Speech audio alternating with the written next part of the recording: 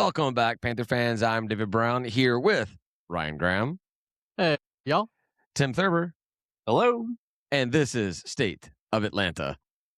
Feels good. Or maybe not. Mickey My Ultra. Guinness is exploding. Oh, that's not good. Yeah, Guinness is not the ideal beer for a crack it open and take a chug kind of thing.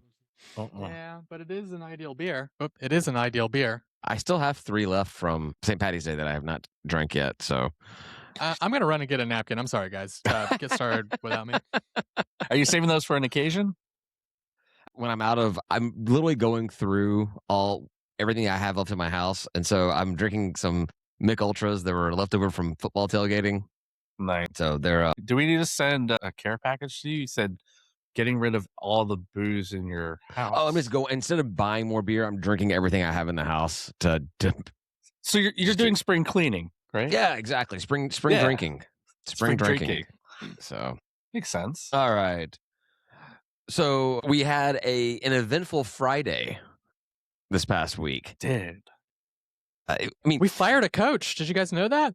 and we hired a coach within 4 or 5 hours of one another. Same day. Best athletic department I've ever seen, that you can fire a coach and hire him in the same day. It's amazing. I wonder stuff. if there's something in the contract that says you can't have 2 head basketball coaches at once. I thought about that, 'cause we've talked about, with Charlie and other athletic directors, how like when Cheryl was here, when their time, when they knew they were leaving they got reassigned to something else, and then they brought in the new athletic director, and they did the lawyer who, what's his face, ran everything until they actually got Cobb in place and stuff. I don't think you can do that with head coaches. I think it's a head coaching contract. You can't be like, all right, stay in the office, we'll pay you, but you no longer have the title of this. We're looking for a new one. If it's not language in there, I think it would be very easy to hold up. But it is weird, though, that we did wait until the day of the hiring to officially announce. It makes me wonder if they were unsure if they'd be able to get a quality candidate that would be better than Jonas was. Because why else do you wait until hours before you announce your new head coach to announce? Did they forget? Did they not know? They're like, oh, we didn't fire him yet? Was it an Office Space Milton thing where we thought we fired him, but he's still getting checks and he's still showing up? Just got to fix the checks. Hey, look, it's Georgia State. Fix the problem. Anything is possible at Georgia State. Anything, right? I mean, you did scare me, David, because you were talking about Hayes is coming back. I'm like, well, I was starting to think that. No. I was starting to think that it was a real possibility. And we'd heard a lot of stuff, but it's all rumors, all hearsay. And I don't know. It was weird. I think my tweet when they announced Jon Cremins as the new head coach, hours after Hayes, I'm like, wow, that was it was quick. I guarantee we probably have never had there's probably never been a announced firing, announced hiring that quick, other than and so is being promoted to the head coach from this current staff. It's the fastest hiring of a head coach ever. Yeah, it's just we should reach out to Guinness Book, see if it is. I don't know. It might be getting a award. I doubt. And you guys were talking about can you have them sign a contract beforehand? And yeah, the start date for the contract is just the end date for the previous guy. Whatever. And if you need to give them something in the meantime or something, just to be like, hey, we're going to hire you a week early. We're going to call you something else for a week. Whatever, man. Man, I was never the best with money in my youth, but I feel like if you are currently an assistant in a major basketball program, you can probably go a week or two without a paycheck, right? There was definitely times in my life where if I went a month without a paycheck, I'd be desolate. But these guys making good money. They are good. I don't make anywhere near that, and I could probably last a month or so. My wife's been out of a job since November. We're doing just fine. I'd like for her to get a job. If anybody's hiring a director of IT, manager of engineering, or something like that, please. Editor or writer. Please DM. I have a wife who's also looking, so DM for collab. So, Jon Cremins, a common or familiar name in Atlanta. That whole Cremins stuff. What is y'all's first take? I guess it's his uncle who was a head coach at Tech, right? Right. It's funny. I watched the name. I watched the interview he did with Dave. I don't know if it came out today or yesterday, but I just watched it a few minutes ago. And it's funny. He talks about he moved to Atlanta, Roswell, in 7th grade. I moved to Roswell when I was in 8th grade. So I'm like, oh, there's kind of a connection there and everything. But he made a comment like all his family lived here. It's like, it's like my dad, my mom, my godparents, whatever. And then he kind of goes on. He never mentions Bobby or his uncle. And then it goes on later on in the interview. He makes a comment that Bobby is his godfather. So it's like, I think he was trying to separate himself. Yeah. Not trying to bring up his uncle immediately, because that was one of the first things he was talking about. I don't know if that may have just been something weird, but I noticed he did not say uncle at all about the family he had in Atlanta, but he did say godparents, and then that. So I don't know, something I noticed.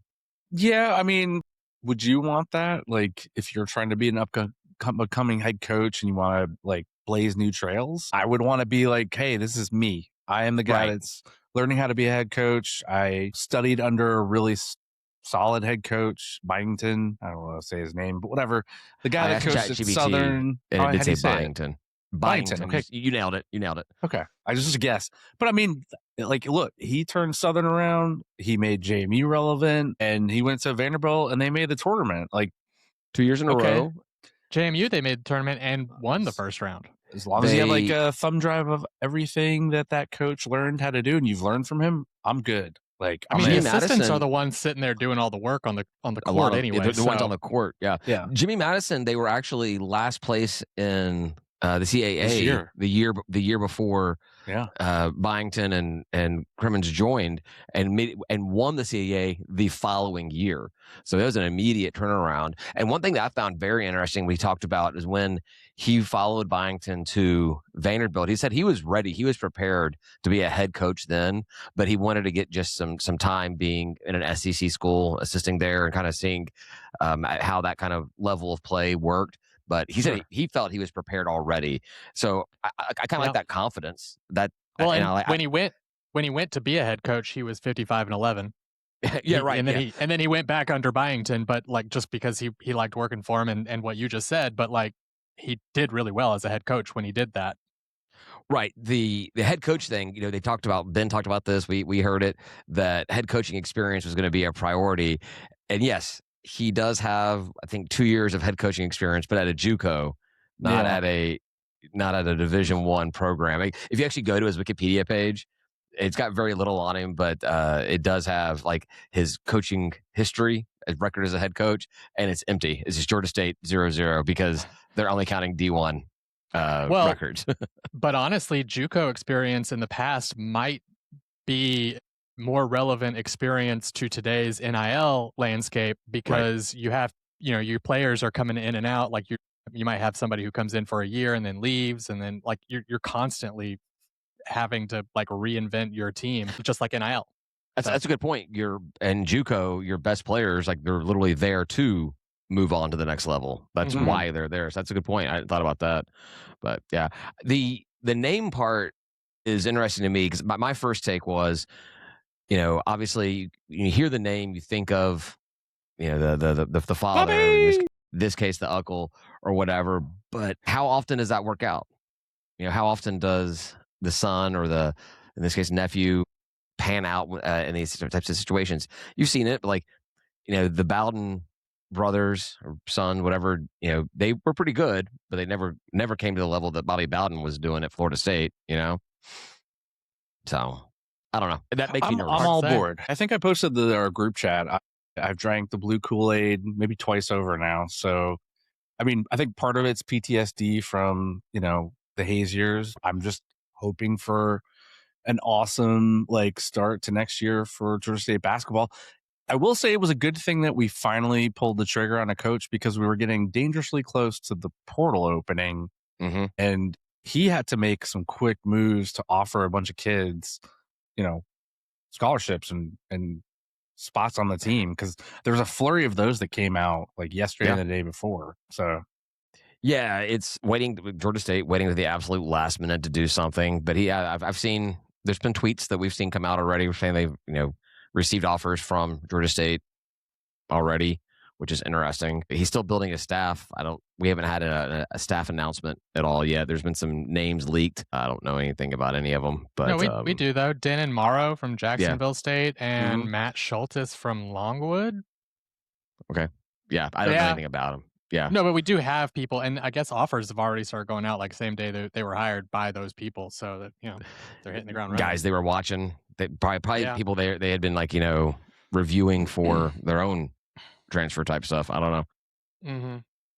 Yeah, I want to go back to one thing I was saying before about the Vandy thing and him saying he was ready then. I like that he felt he was ready, but still had the patience to stick around and want to get some more experience at a different level of play before he took the job. So that I like that patience means a lot to me on someone who's not just trying to go out there and get the first thing they can. And it worked out well for him. And it sounds like he has a good relationship with Byington. The quote that Byington put out there was very complimentary. He said something, I have it here somewhere. I'm so happy for Jon. I told him I will only let him leave for a great opportunity, and this is it.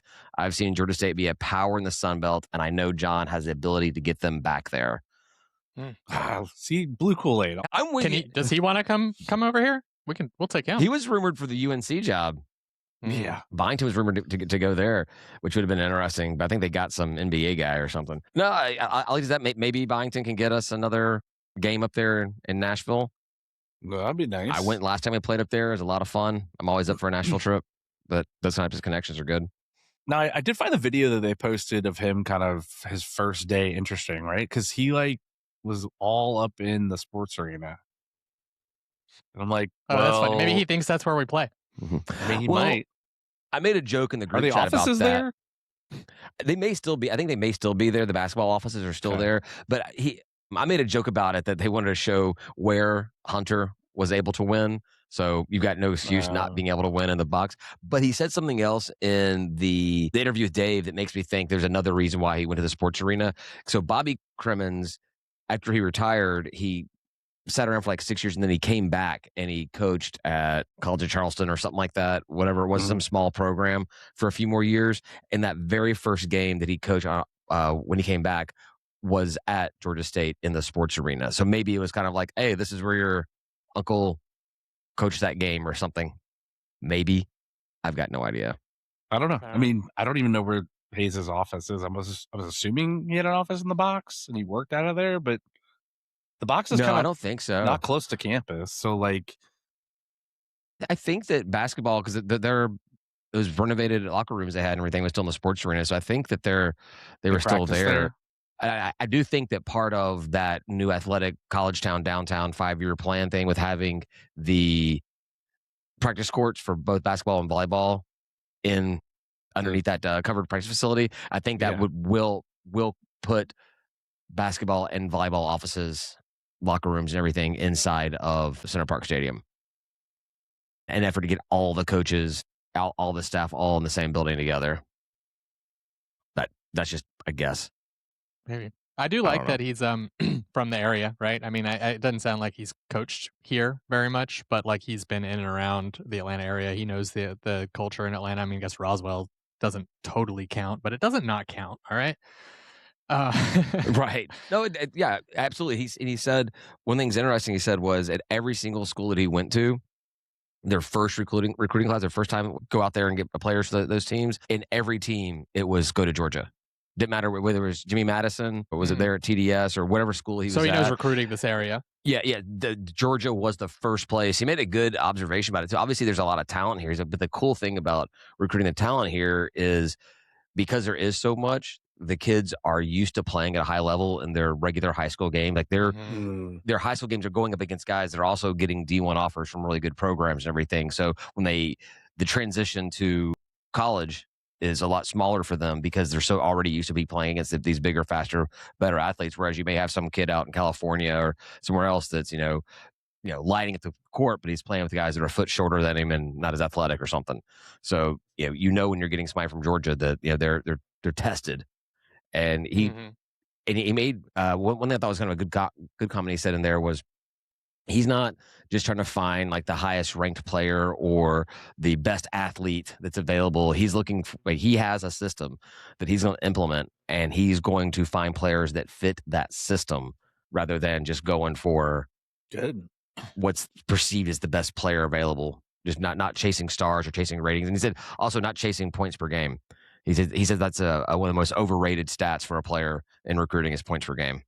I want wins, and he's done that wherever he's gone. So if he's going to recruit that system, I'm all for it. Right. Let's do it. But Yeah, we do I'm with need you, people Tim. who can score some points because, you know, Hey, if it's 1-0, Ryan, I'm good. We win. it won't be. That'd be horrible. But that's your style of football, though. You want to see those defensive games. You should love this. A highly defensive basketball game where no one can score. It really depends. I could see that being a fun game to watch. I could also see that being the worst game in the world. Horrible. The difference in football and basketball is just the attempts to score are so much fewer in football. Yep. So if you're in basketball and you're missing, you win a game 1-0, how many shots are just absolutely just like airballed? Oh my God. It'd have to be a hot mess. I mean, hell, that game, that the Sun Belt Championship game we had against Trash several years ago, that was one of the worst scoring games. I think we won like 47 to I don't know, it was 38 low, or something absurd like that. It was ridiculous. That was a horrible game to watch. But that was playing Trash. It was always a horrible game to watch. Now, speaking of, Cremins does have experience with Trash down south. I mean, our football coach, both of our major head coaches, yeah. Football and basketball both play down there. And I do love that Dave would not say their name in the interview. He just referred to them as the team down south. And Cremins did reference them by name and talked about the relationships he still has there or whatever. That game you brought up, that was 38-36 final. Yeah, I gave us more credit by having 47. And I know, I was like, no, that's too high. I just looked it up. The only thing that was more entertaining than winning was the Trash Down South guy that peed his pants. It was so obvious. And I was like, dude, get up and go to the bathroom. I mean, you never know what's going to happen in a game like that. Just go to the bathroom. There's TV timeouts all over the place. I watched that game at a bar with a bunch of friends. None of them were Georgia State fans, and one of my buddies was there. He undergrad at Georgia, master's at Kennesaw, and I'm watching the game. Obviously, I think around like close to the end of the first half, he looked over at me, and goes, I thought you said Georgia State was good at basketball. I'm like, I've got no idea what's happening right now. This is a horrible representation. Like this is the one. They only put the championship game on ESPN or 2 or whatever, right, on the non-streaming channels, and that's what people get to see what Sunbelt basketball looks like. 38 to, would you say 34 or whatever it was? 38-36. It was crazy. It's a tight one. It's a close one. It could go either way. But was that the year that was that the shot year? Was that the Baylor year? Yeah, I think so, because we didn't win it again until 2018. I think that happened earlier, right? Yeah. I think it was. Yeah. Yeah, Kevin Ware. Yeah. Because then we had DeMarcus in 2018, and that was that that wasn't the last year. Well, Gonzaga was the last team we played, and it was it Cincinnati before that? Yeah. We made it a lot. Damn. Like from 2014 to 2022, we either appeared or won the Sun Belt Conference tournament, minus 2020 because it doesn't count, right? There's only 2 years in that span we were not in the championship game where he didn't win. Yep. That's insane, guys. It's like we were spoiled. And that's what I think that's what Byington's talking about, and I think that's what Cremins was talking about. Because even I thought it was a great question that Dave asked Cremins was, so you've coached in the Sun Belt, or you've coached teams that were playing against Georgia State with Jimmy and Trash. What was the perception of Georgia State basketball at that time when you were playing against or coaching against them? What was the perception of Georgia State from y'all's program? And he's like, they were tough. They were good. They were a dangerous team. Coach Hunter, he called him out by name, had this team doing awesome stuff and everything. So he made a reference to coming to the sports arena and again in a game with trash. And he's like, man, this was wild. Like it was packed, it was loud. And then at halftime, some drummer comes out with flames on his drumsticks and everything. So like he was very complimentary. He also does seem like he's a little fresh with the whole interview thing. Like he kind of, I don't want to say stumbled over his words, but he was really trying to be on point with things. And you could say like he would start saying a word that he didn't really want to say, but like just ran with it and kept on going. But he did that in his like little intro video they did, and then also in the interview with Dave. But, I mean, hell, First time head coach, right? You get jitters. You're allowed. You get free passes all year. Dave's pretty intimidating to talk to, you know? Yeah. I mean, as long as you don't say Georgia Southern, I think we're okay. If he says anything like, I'm so glad to be here at Georgia Southern, I'd be like, man, one more and we're going to paddle you. All right. Yeah. So, like Charlie Cobb did in the spring tour. We're going to waterboard you with Eagle Creek water. Eagle Creek water. One thing he does say a lot, which the first time I said it, I liked it, but he keeps on saying it, is how glad him and his fiance are to be home. Like, he talks like, it's always talking about being home and coming home. And I like it. I want the guy to come home. I want people to coach for us, to be, hometowners and everything. But I'm like, it's getting to the point where, like, did you take this job because it got you home? Like, was that the reason? That's okay. That's a really good like draw that we have, is like Atlanta has so many people and so many reasons to come home. Like, hey, I mean, maybe it's a reason he, again, like we said with Hayes, he sticks around even if his stock goes up. He doesn't get hired away because he really wants to stay home. I guess Georgia Tech might come calling, but that's what I was gonna say. As long as they don't come take. Well, that'd be pretty big because they just got a new head coach, so we figure you don't have to worry about them for 3 or 4 years most likely, but. He knows, but maybe these relationships he has, like I said, can get us a Vandy game, or maybe he can get Tech back on the schedule again. I don't know what kind of connections Cremins himself has with Tech outside of his asking his godfather to make a call for him. Hey, he's got a bunch of friends that live here. Maybe they got a bunch of money. We need money for that NIL thing. I don't know. Well, he did make a comment that when the announcement came out that his phone was blowing up from obviously like friends and family, but previous players and former colleagues all like congratulating him, telling the best and how excited they were to see how he does, and like when he was telling the story, it was key about former players. Like he maintains these relationships with these players long after, which is something that his players told him about his uncle, was that. This guy is like, been instrumental in my life, well after basketball. I stopped playing basketball and everything. Talking about having these people there on his side. We may get a big Cremins section that first game, just people want to come out and support him and everything. Well, so it could be a decent turnout. And I mean, sort of related, I think it's really cool that pretty much the first thing he did before he even started on campus was he went and met RJ Hunter and Devin Mitchell in Indianapolis. And then his first day here on Monday, he invited alumni. It was an open invitation to all basketball alumni to come meet with him. And I guess 5 or 6 folks did. Yep. And, he just met with the alumni first thing. And to me, that just really, I don't know, that's just a really good sign for a program that really struggles to like keep in touch with its alumni. Yep. And it, based on what you're saying about his own former players, it seems like he's treating Georgia State former players in a very similar fashion, even though they weren't even his, which is really cool. And he met with the current team, and even the players that were going to be entering the portal. He told them they have full access to the weight room, the locker room. He wants them to be able to continue their training. Rad. Yeah. Not just apparently that's not common. Apparently they shut these things off. Like as soon as you say your transfer portal, people are like, okay, no gym, no whatever for you. Like you're done. You're I think that's no longer Dell. part of the program. I think Dell does that. I think once you announce you're going to the portal. I could be wrong. I just think that's just my vibe pickup from what I've seen about things, is that Dell, when his take is, if you don't want to be here, you're not going to be here type thing.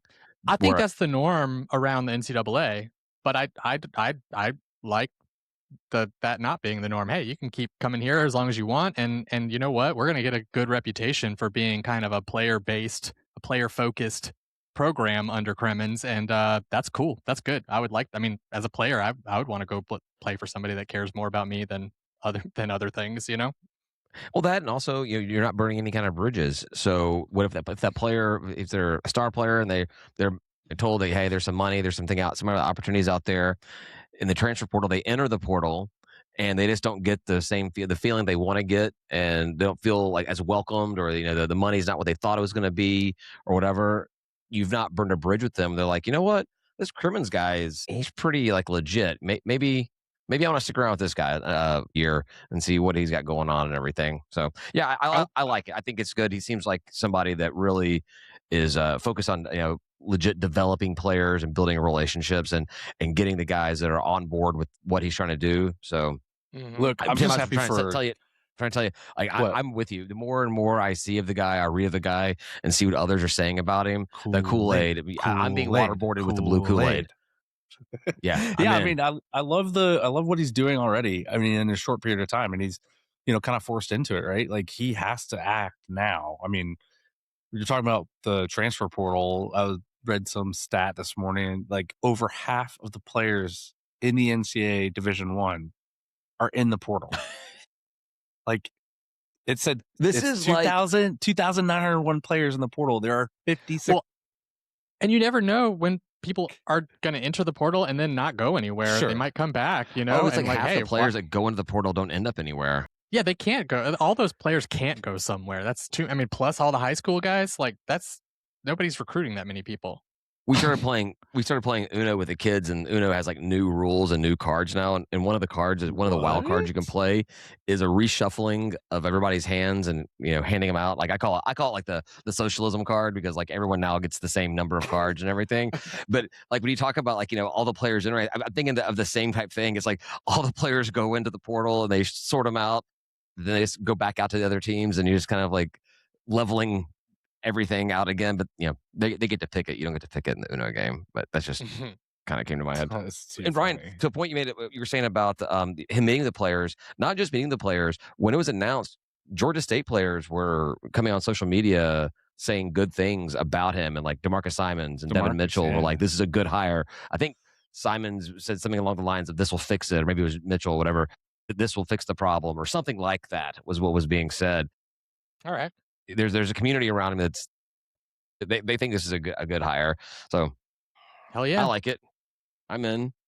I mean, I want the season to start now. So I guess we need a team first, but I mean, I'm really excited about the fall here when we get to hoop season. Yeah, there's already I've seen some people on social media or on message boards are kind of like, how long till November? Already not even looking forward to football. Ready for November to see what Cremins can do. I'm excited to see what kind of like what the full staff looks like and what the team looks like, and then obviously for me what the schedule looks like. A good fresh, clean start. I'm excited to see what he can do, because with his history, maybe he can get some better out of conference scheduling out there. Some good teams to come show up at the box that we have not been getting before, and not have to rely on non-D1 teams or spending 3/4 of the out of conference schedule on the road or in tournaments. I mean, I like the tournament days. I like the little tournament. I'll miss Toccoa Falls. They can come back. No, I do. I actually do miss the days of Georgia State basketball when we had actually exciting teams coming to the sports arena. Like I remember going to the Florida State game. That was awesome. That was awesome. It was a good game. We almost won that game. We almost won. Like we had no business of winning, but like it was an awesome game, super electric atmosphere. I was like, I would love that again. Can we get back to that or half that? Shit, I'll take half. I had the exact opposite experience with friends. I took some non-Georgia State friends to that Florida State game, and I warned them about what was going to happen, and we were sitting there watching the game, and a buddy's like, I thought you said you guys were bad. It was like the exact opposite from the Sun Belt championship game against TDS. Like, I told him we were going to suck, and we were doing really, really well. That was one of those kind of games that even in a loss, I was kind of like, man, I'm like proud of this team. That was great. That was fun. I enjoyed that. It was. I wish we would have won, but that game. I know. Can you imagine? Oh man, wild! That'd been all over ESPN. Our dinky little sports arena had been all over the ESPN with beating up on Florida. How would Ben have handled that? Ben's a Florida State guy. We might not see Ben anymore. I don't know. He would have hung it all up back then. Maybe never would have gotten. It's too bad we couldn't schedule Florida State in football in the last couple of years. No joke, right? Could have been a W against an ACC school. Yeah, could you imagine them losing to Tech out in Dublin and then coming back to here, and the other Atlanta team just knocks them off as well? Yeah, exactly. It'll be fun. Let's see what else I have. Oh, you made comments about priority is on the state of Georgia and Atlanta for recruiting. Nice. I like it. Yeah. Yeah, he referred to Georgia State as a premier university in the state of Georgia, and then talked about how great it is to be in Atlanta on top of all of that. So he's definitely, if you're a fan of Georgia State, he's definitely talking to you. Mm-hmm. Yeah, We're R1, right? We're a good premier university, right? I think that we got really big. We could get better. Like I think we have like So a big. it's like a 99.1% That's what she said. 1% acceptance rate or something. But I think a lot of that is, I think the acceptance rate went up because of the perimeter college stuff. Because if you don't get in, then they say you got into this other thing instead, which has been a problem, according to I think what Cobb said in one of those little meetings, was that too many students are opting to go to the perimeter campuses rather than going to the downtown campus. And so they're trying to make a priority to people to like, actually come downtown. We need you to come downtown, because then you pay like 10 times the student fees, athletic fees. They don't pay. Please athletic come fee. here. Yeah, fees come here. I'm begging you, pretty fees. Somebody else, we'll talk about Devin Mitchell and everybody. One of the things that he's, John, we're on first name basis now. Cremins said was that when he was talking to the former players and they were in the locker room there, and Devin pointed to a picture they have on the wall from when Georgia State played against Trash Down South, and he's like, Coach, you're right there. You've been in a picture in this locker room for what is this, like over 10 years now? So it's kind of funny. That is funny. I think it's funny. Yeah. Yeah. So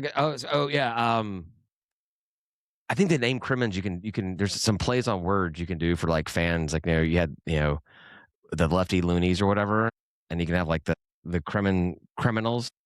No, dead air. The criminals. The criminals. It depends. I mean, if we get a could bunch be of players who have criminal records, Let's not then do yeah, that. we could be like Miami from the 90s, Miami Or football from Georgia the 90s. from the now. Yeah, whatever, man. Or Can they ball out? You can be cremates. That's weird. That's dead. That's dead people, and then you're just ashes. That's not good. I did like what John said in the group chat. Creme de la creme. Creme de creme. The crazy cremies. So I guess the first, I think we've probably talked this to death, but the first available time for your normal fans to interact with him is going to be at the spring game on the 17th. So sounds like it. Yeah. Sounds like he'll spring be there. game, which is that's a week from this Friday. Right. Yep. He'll meet all 10 to 15 of us. Maybe we'll get some more out there. I don't know. But it'll be interesting when you have a spring game going on and the draw is in the concourse of the new basketball coach, having people coming up when I talk to him and ignoring the spring game altogether. That wouldn't be very different for me. Right. That's really, to me, the spring game is like such a social thing. It's like a chance to see all the people who I tailgate with, who I haven't seen since the last tailgate, and just hanging out and talking Georgia State with like fans and hanging out. And I don't know. I just like that. I don't really watch a lot of stuff. Yeah. I don't think you get a lot from watching the stuff on the field. Like, I just don't think that it's very meaningful. Like, if the offense does really well, does it mean that they're awesome, or does it mean the defense sucks? If the defense does well, does that mean the offense? If we actually did something with our stadium, if we did like annual improvements, the chance for you to kind of get out there and see look, we added some new video boards, or we are offering this new section of seats, or we're doing some different stuff, whatever. And so it'd be a chance to see what's going to be exciting for that. And even if they're not built out yet, it can be roped off and be like, this is the plan for what's going to go on over here. So yeah. Well, David, I have news for you. Our motion is to take things away. Yeah. Yes. So like ribbon boards, we had them. Remember, we had ribbon boards. Then they started to fail. We're like, you know what?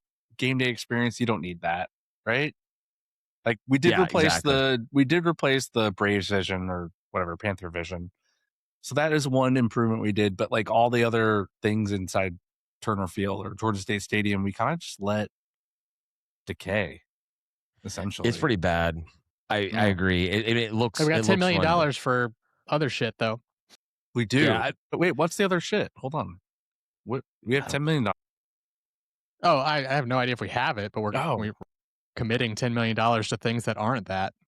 Right. I think that with like that whole college town downtown thing and with everything going on, like they should get huge boards of that printed up and plastered, maybe in a certain section or multiple places about the stadium, and be like, look, this is what we're trying to do, and kind of get people excited about what the future of the stadium could look like. Now, our luck, we would do that, and then we wouldn't do anything for like 10 years, and so it'd be like these decaying pictures of what could have been. So whoa, it's a 5-year plan, David. Sign up. That's And the thing. Charlie was on the news today. You didn't know that, did you? Jesus. Why?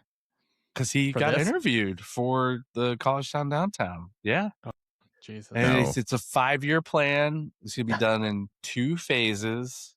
It's going to be done in August because he won't be here anymore. Based on funding, obviously in fundraising, right? So wherever we're going to get funds from, I don't know where that is, but we'll figure that out. Well, and there's about 3 people who donate everything, and then the students donate the rest. It's a pretty good price tag. And what else did he say? He said that he just wants to carve out our niche for a sports-focused area of Summerhill. So I liked it. He was on TV, so it's positive.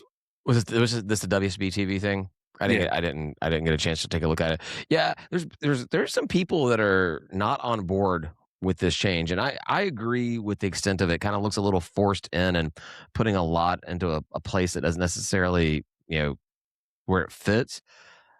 But like I was saying, right, we can get like all the coaching staff and all the players all right there in the same footprint.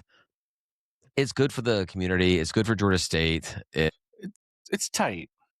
It's tight. It's super tight, but it's better than what we have now. And it may have been you or somebody else that said on Panther Talk about it.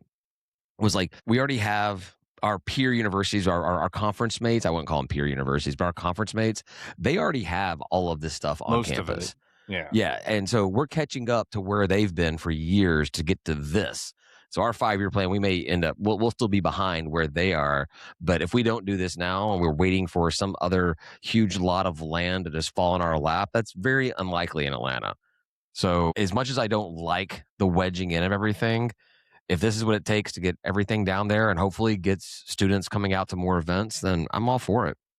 Yeah, I am too. I mean, I agree. It is crammed. It's a lot in one area. I do wish we could afford to buy that land across the street.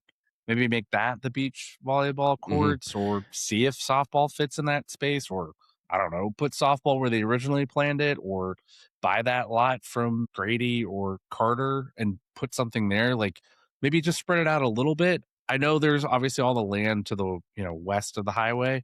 I don't know if our plans are to expand that direction, but I mean, you got to think that land is probably purchasable, right? I don't know. It's downtown Atlanta. It's not going to be cheap to get. No. So, because they're not going to get. I mean, whatever it is being taxed right now, and it won't be taxed if Georgia State owns it. Yeah, but so it's clearly a very linear plan, right? Like, yeah. We're not going to the west of the highway.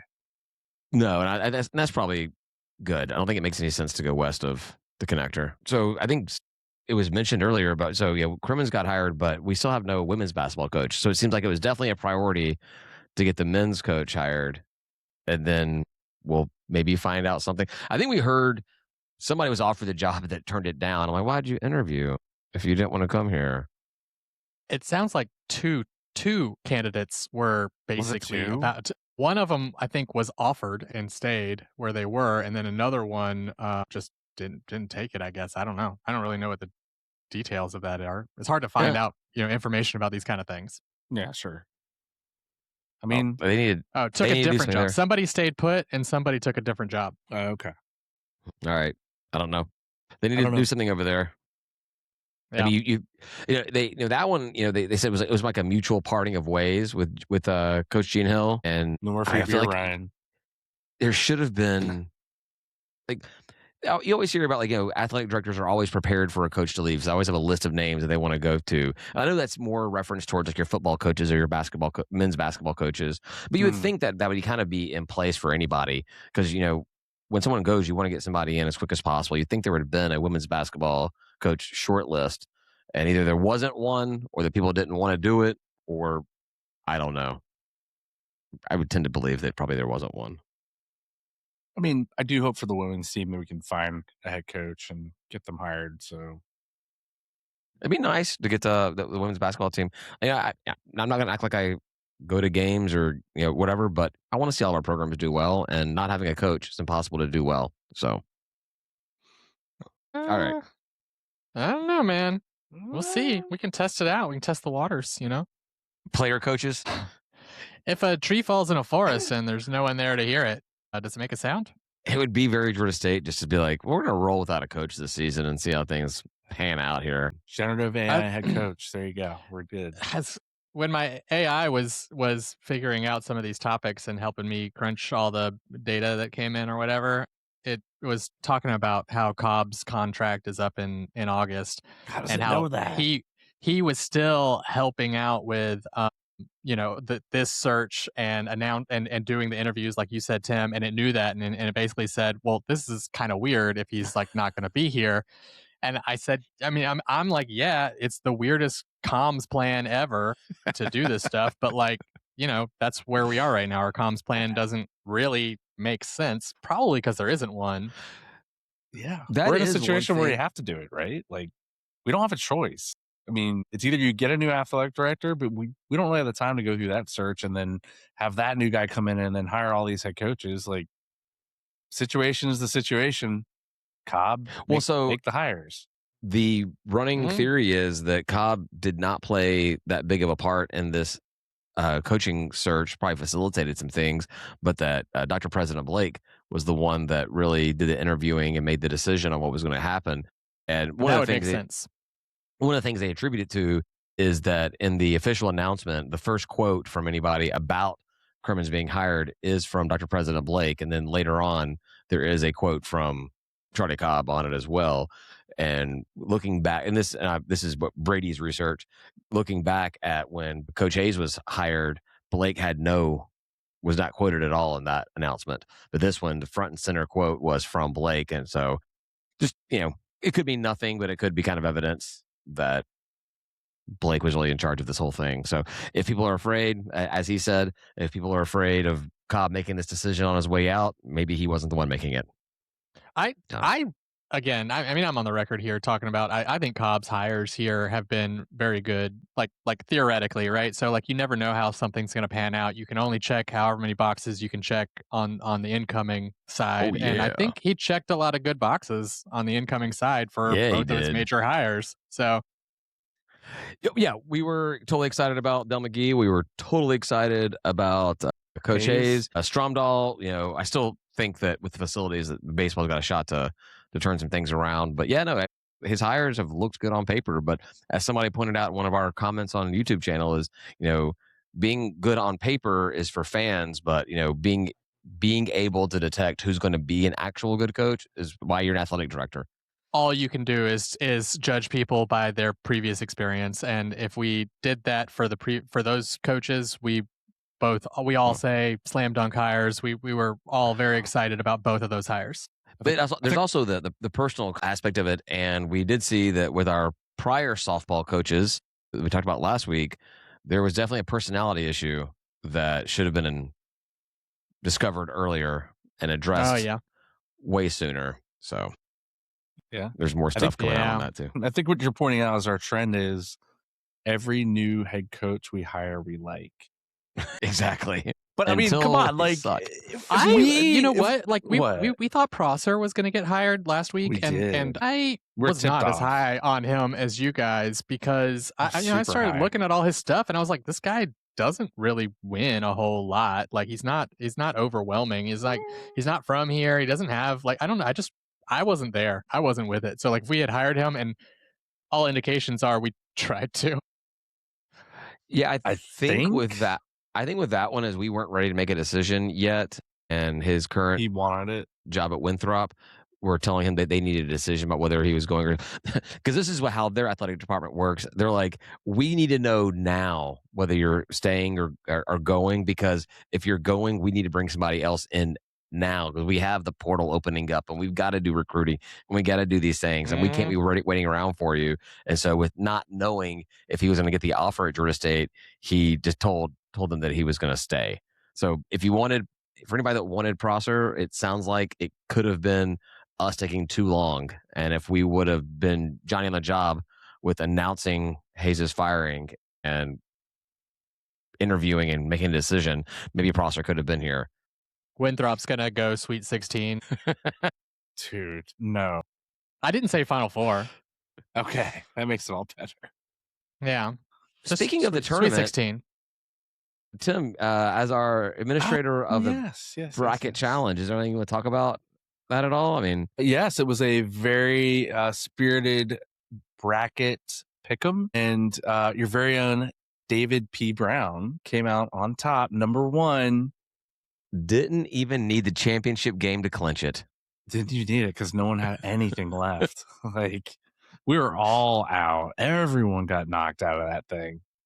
Well, yeah, Stupid I would. UConn, stupid Arizona, Stupid stupid was it Duke.